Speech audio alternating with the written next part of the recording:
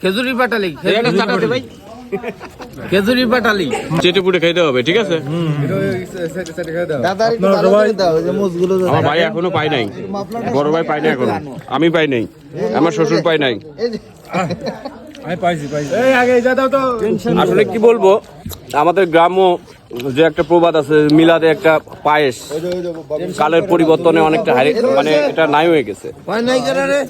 এই যে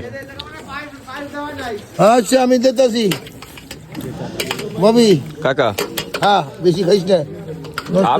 আমি তো ফুড ব্লগার তো কাকা, আমি একটু খাই বেশি, বুঝছেন?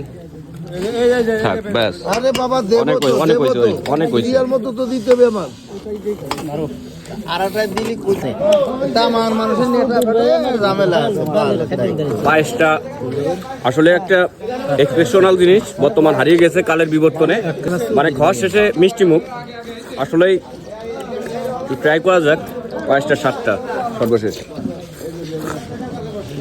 ভালো অসাধারণ, আসলে অসাধারণ, খুবই ভালো লাগছে পায়েসটা।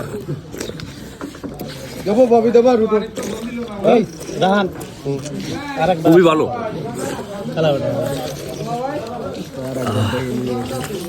পায়েস তো ভালো।